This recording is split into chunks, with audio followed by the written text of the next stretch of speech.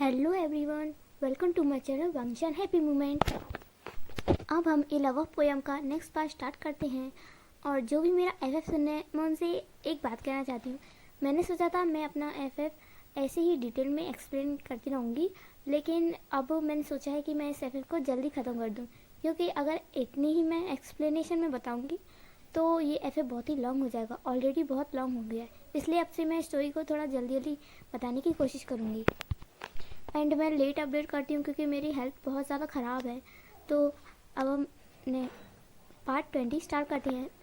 Last part में हमने देखा था कि ईवो ने जान से कहा था कि जान ईवो का हस्बैंड बनना चाहता है क्या। तो अब इससे आगे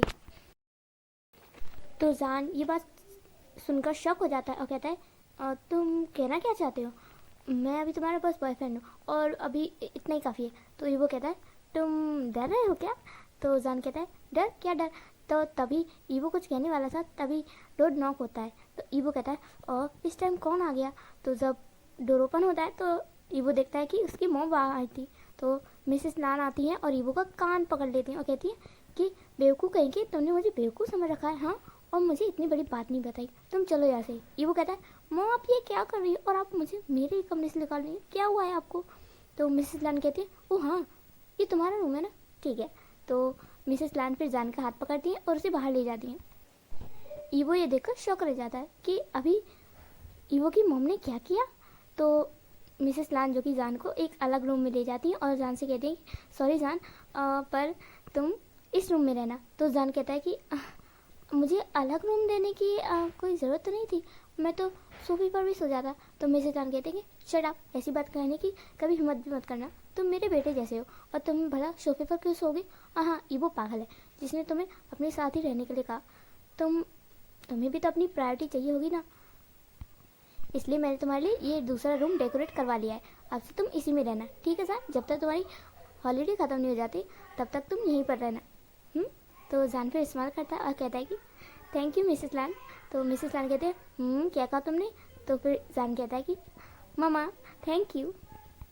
फिर हमें ईवो को दिखाते हैं जो कि ये सब देखकर बहुत ही ज़्यादा शौक था और सोच रहा था कि अभी मम ने क्या किया और मुझे क्या कहा। तो तभी मिसेस लान जा रही थी ईवो के रूम के बाहर से। तो ईवो कहता है मम मामा क्या हुआ, आप मतलब आप इतनी गुस्से में। तो मिसेस लान कहते हैं कि तभी हमें एक फ्लैशबैक बताती हैं। जब जान मिसेस लान से बात ही कर रहा था तब मिसेस लान ने जान से पूछा था कि उसका और ईवो का रिलेशनशिप कैसा है। तो जान कहता है कि अभी हमें बस एक ही मंथ हुआ है।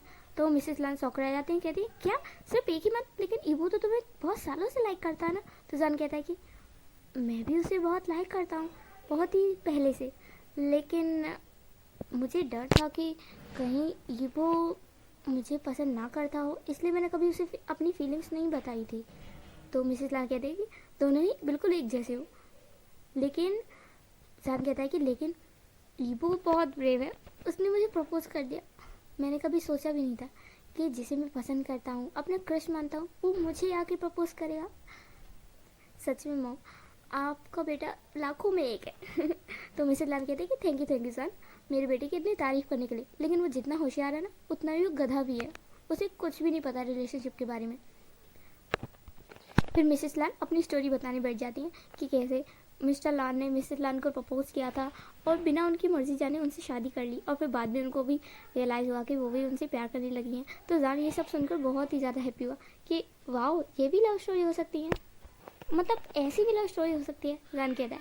और फिर जान कहता है कि मैं भी चाहता हूँ कि हमारे बीच सब वेडिंग के बाद ही हो। तो मिसेस लान कहते हैं कि हाँ, वेडिंग के बारे में तुमने क्या सोचा है। जान कहता है कि मुझे वेडिंग की कोई जल्दी नहीं है, मुझे पहले अपना करियर बनाना है और मैं चाहता हूँ कि पहले ईवो अपनी पूरी स्टडी कर ले, अपना करियर संभाल ले, उसके बाद। फिर जान कहता है ये मैं क्या कह रहा हूँ। फिर जान अपने माउथ को स्लैप करता है, कहता है ये मैं क्या कह रहा हूँ। तो मिसेस लान कहती है कोई बात नहीं, तुम मुझसे ऐसी बातें कर सकते हो, मैं तुम्हारी मॉम के साथ साथ तुम्हारी फ्रेंड भी हूँ, भूलना मत। तो जान कहता है हाँ। जान जो कि बहुत ही एम्बेरस हो गया था वेडिंग की बात कहकर, उसके मुँह से अचानक से ये बात निकल गई। मिसेस लान कहते हैं कोई बात नहीं, वैसे ना मुझे तो ऐसा लगता है कि ईवो को तुमसे मैरिज करने की कुछ ज़्यादा ही जल्दी है, क्योंकि वो बिल्कुल अपने डैड पर गया है। जान कहता है कि मतलब मिस्टर लान की तरह। तो मिसेस लान कहती है हाँ, उन्होंने तो मुझे देखते ही प्रपोज कर दिया था। ईपो का तो मैंने उसे बहुत समझाया था कि तुम जिसे भी लव करो पहले उसे बता तो दो कम से कम कि तुम उससे लव कर रहे हो, कि तुम उससे प्यार करते हो, इसलिए मैरिज करो। वरना मैं तो पता है मैं तो इतनी घबरा गई थी शादी से पहले कि कहीं ये मेरी मतलब कि कहीं किसी प्रॉब्लम की वजह से मुझसे मैरिज तो नहीं कर रहे हैं। तो फिर जान स्माइल करता है और कहता है कि ज़रूर मिस्टर लान को आपसे लव एट फर्स्ट साइड हो गया होगा, तभी तो उन्हें सब्र नहीं हुआ। तो मिसेस लान कहते अब तुम तो ईवो से भी ज़्यादा नॉटी हो। जान कहता है कि सॉरी मामा। तो इसलिए जान कहता है कि मामा आप एक बात को बुरा तो नहीं मानेंगी, मुझे ना अलग रूम चाहिए।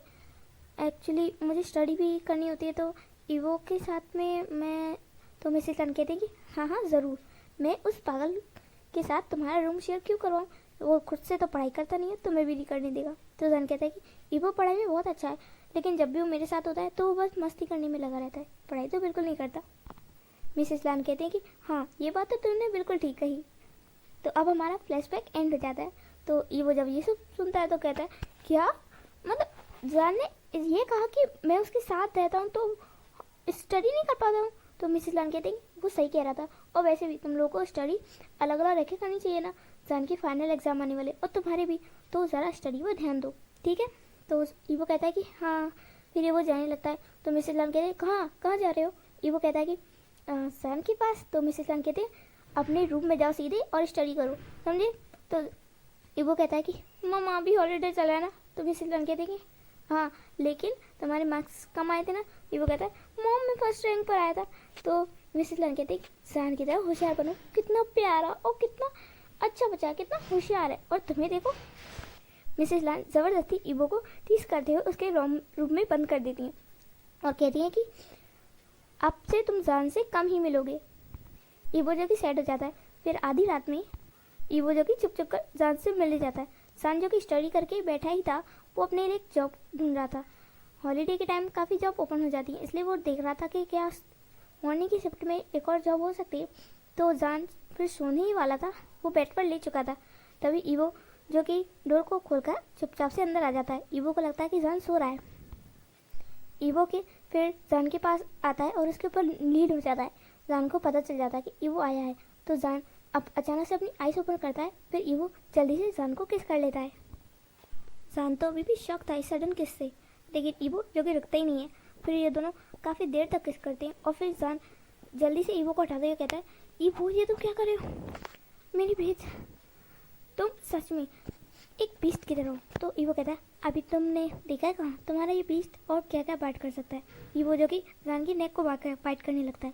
जान फिर कहता है कि नो ईवो ये क्या कर रहे हो, हम घर में हैं, तुम्हारी मम्मा भी है घर में।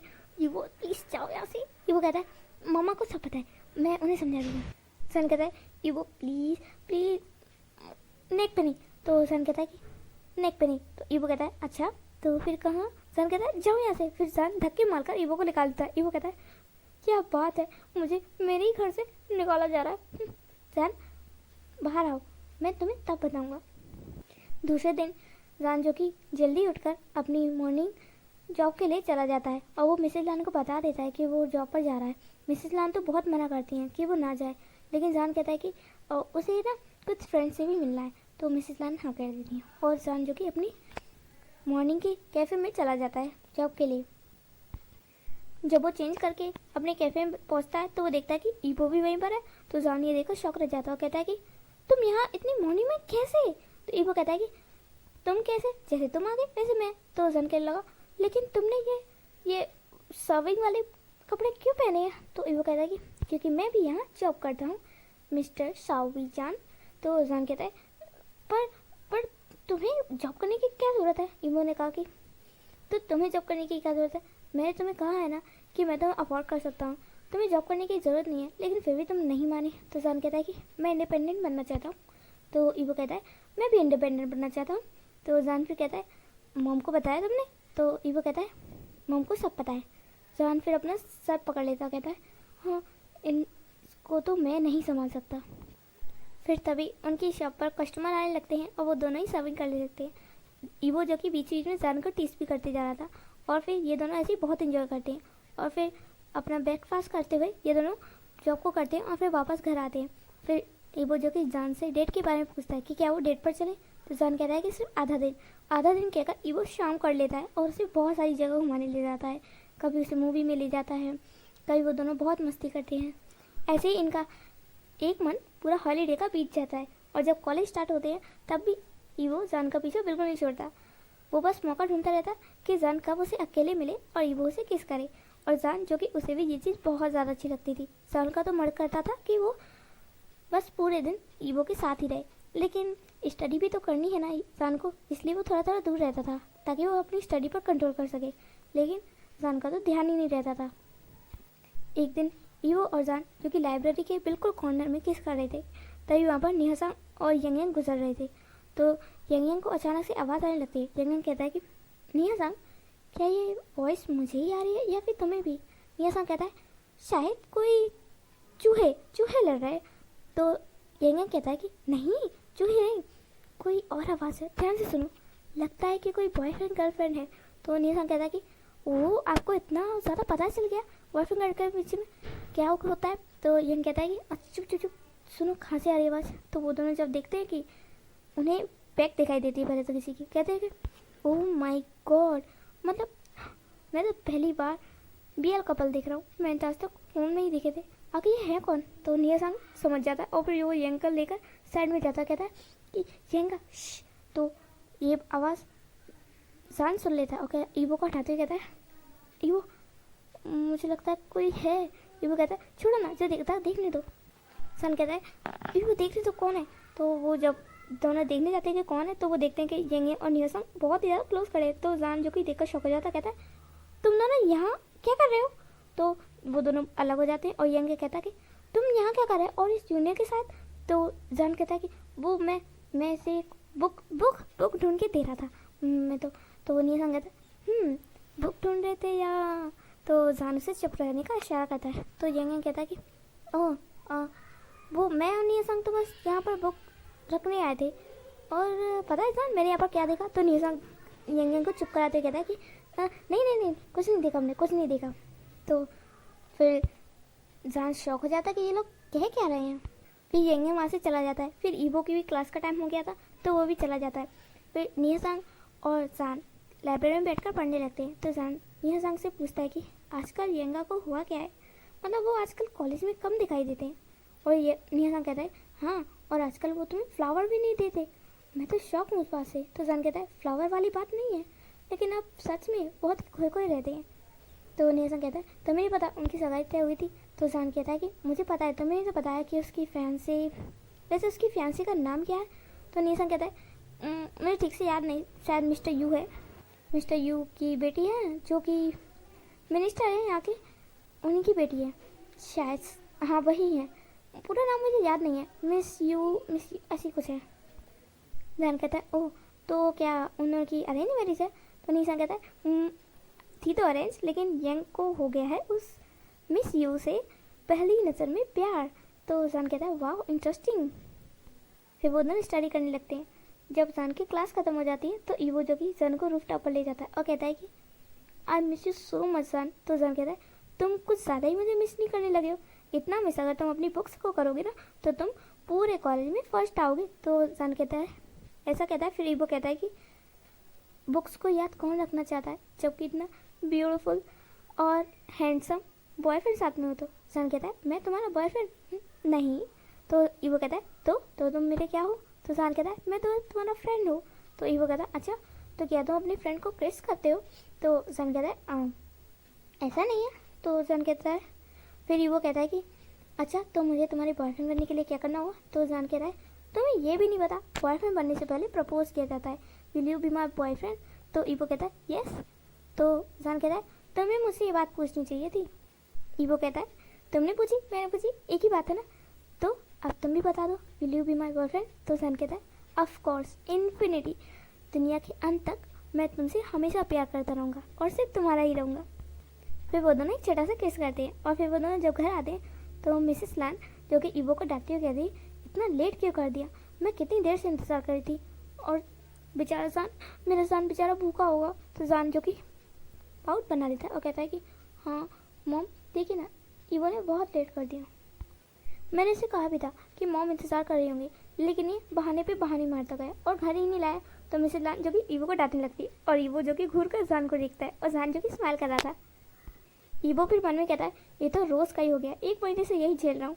ये दोनों मिलकर मेरी बैंड बजा कर रख देते हैं। और जान तुम्हें तो मैं रात को बताऊँगा। फिर जब लोग ये डिनर कर रहे थे तो ईवो जो कि अपनी शरारतों से बाज नहीं आता है और जान को आँख मारने लगता है। तो जान जो कि उसे बहुत तेज खांसी आ जाती है। तो मिसेस लान कहती है क्या हुआ? तो जान कहता है कुछ नहीं, वो ईवो ने ना कुछ डाल दिया है मेरे खाने में। तो मिसेस लान जो कि घूर कर देखती है ईवो के पास। ईवो कहता है नो मॉम, मैंने ऐसा कुछ नहीं किया, जान तो यूं ही कह रहा है। तो मिसेस लान कहती है मेरा भोला सा जान, क्या वो कुछ कह सकता है? और हाँ, तुम्हें इन सब चीज़ों में पढ़ने से अच्छा अपनी स्टडी पर ध्यान दो। 2 महीने बाद तुम्हारा एग्जाम है ना, जल्दी से स्टडी पर ध्यान दो और जल्दी से खाना खाकर अपने रूम में जाओ। ईवो जो कि कहता है ठीक है। फिर ईवो जब रूम में जा रहा था तो मिसेस लान जान को रोक लेती, कहती है मेरा बेचारा जान, तुम बहुत पढ़ाई करते हो, आज तुम मेरे साथ बातें करो। तो ईवो कहता है मैं भी बैठूँ? तो मिसेस लान कहती है नहीं, तुम जाकर पढ़ाई करो। तो ईवो जो कि पाउडर बना देता है, कहता है मॉम तो मुझसे बात ही नहीं करती, मुझे भूल ही गई है जान के आने के बाद। वैसे जान इतना क्यूट है ही कि कोई भी इससे बात करे बिना रह ही नहीं सकता, लेकिन मामा आप तो मुझे भूल ही गई हो। न मिसेस लान कहती तुम तो ज़िंदगी भर मेरे पास रहे हो, लेकिन जान क्या पता उसका मूड चेंज हो जाए और वो चला जाए तो मैं किससे प्यार करूँगी? तो ईवो कहता है मैं हूँ ना, और वैसे भी जान को मैं कहीं नहीं जाने दूंगा, ये मेरा प्रॉमिस है। मिसेस लान कहती अच्छा, आखिर वो तुम्हारा लगता कौन है? तुम्हारा हस्बैंड है या फिर तुम्हारा नौकर जो हमेशा तुम्हारे पास रहेगा? ईवो कहता है वो मेरा बॉयफ्रेंड है। तो मिसेस लान जो कि खांस जाती है और कहती है शेमलेस की। तो ईवो कहता है मॉम अब आप मुझे शेमलेस कह रही हो? ये लोग ऐसी मस्ती करते रहते हैं। अब वो दूसरी तरफ हमें येंग यांग की फियांसे यून जी को दिखाते हैं जो कि अपने एक्स के साथ थी और वो अपने एक्स से बहुत ही ज़्यादा रिक्वेस्ट कर रही थी कि प्लीज़ उसे छोड़कर ना जाए। यून जी जो कि अपने एक्स जेनजूलियो से कहती है, जेनजू उसका नाम जेनजू है, यून जी जेनजू से कहती है कि प्लीज़ मुझे छोड़कर मत जाओ, देखो मैं तुम्हारे साथ मैरिज करने के लिए अपने घर को भी छोड़ने के लिए रेडी हूँ। तो जेनजू कहता है कि लेकिन तुम्हारी जायदाद का क्या? तो अपनी घर में इकलौती हूँ और सारी जायदाद आखिर में तुम्हारे पास ही आएगी, तो तुम्हारी जायदाद का क्या? अगर तुमने मुझसे भागकर शादी करी तो तुम्हारी सारी जायदाद क्या पता वो डोनेट में कर दे। तो यून जी कहती है इसका मतलब क्या तुम मुझसे नहीं मेरी जायदाद से प्यार करते थे?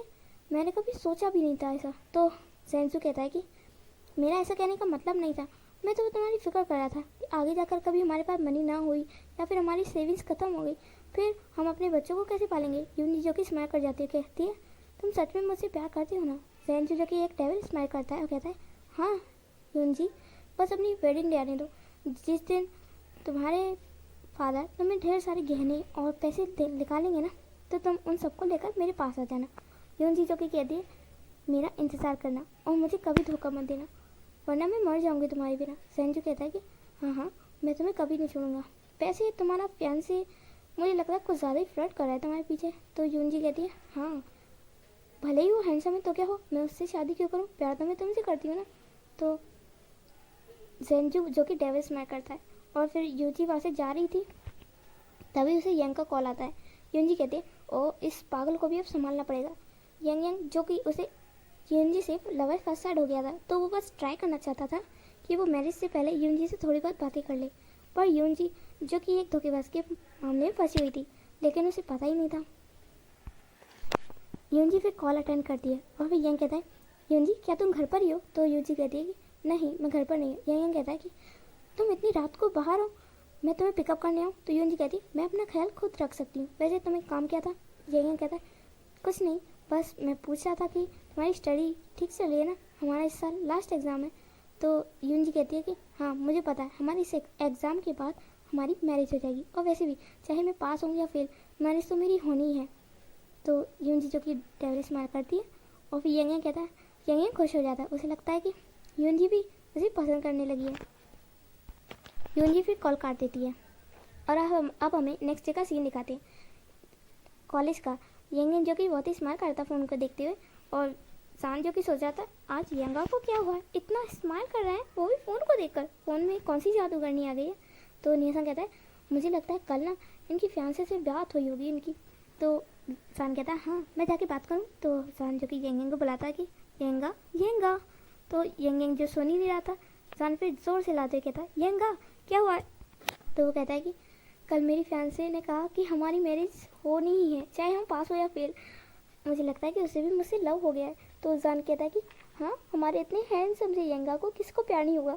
तो यंगा कहता है कि काश तुम उसे प्यार कर लेते तो पहले ही शादी हो जाती। तो जान कहता है मजाक बंद कीजिए और अपनी स्टडी पर ध्यान दीजिए। अगर आप फेल हो गए तो क्या पता आपके डैड का मूड चेंज हो जाए और आपकी मैरिज पोस्टपोन कर दें। यह कहता है नहीं, मैं ऐसा नहीं चाहता।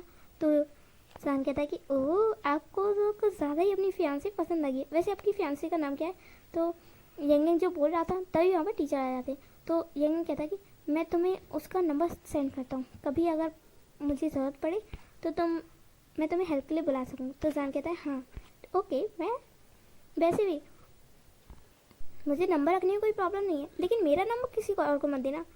तो यंग कहता है कि ठीक है, तुम्हारा नंबर मुझे ही बहुत मुश्किल से मिला है, कितनी रिक्वेस्ट करने के बाद। तो मैं उसे तो तुम्हारा नंबर नहीं दूंगा, लेकिन तुम्हें दे रहा हूँ ताकि कभी मुझे ज़रूरत पड़े तो। समझ रहे हो ना। तो जान कहता है हाँ हाँ समझ रहा हूँ। ऐसे ये लोग बहुत ही मेहनत से पढ़ाई करते हैं और अपना लास्ट एग्ज़ाम देते हैं। ये वो जो कि अपना लास्ट एग्ज़ाम देते टाइम बहुत ज़्यादा खुश था। उसका ये सेकेंड ईयर का एग्ज़ाम।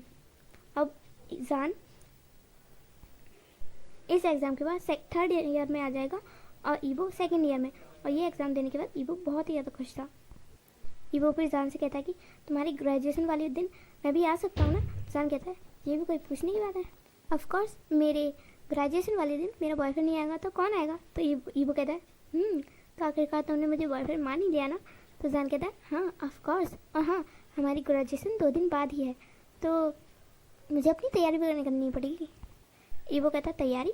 जान कहता है हाँ स्पीच के लिए। मुझे लगता है इस बार भी टीचर मुझे ही चूज़ करने वाले, लेकिन मैं हर बार कंफ्यूज हो जाता हूँ कि मैं स्पीच पर क्या बोलूँ सच में। तो ईबो कहता है जो भी दिल में है बोल देना, और वैसे भी तुम स्पीच तो बचपन से ही बहुत अच्छी देते हो, हाई स्कूल की स्पीच तुम्हें याद है ना। तो जान कहता है वो मैं कैसे भूल सकता हूँ भला। इसी में हमारा ये पार्ट एंड होता है। जैसा भी लगे कमेंट करके ज़रूर बताना, और लेट अपडेट के लिए सॉरी, मेरी तबीयत सर में बिल्कुल भी ठीक नहीं है। तो जैसा भी लगा कमेंट ज़रूर कीजिएगा। Thanks for watching.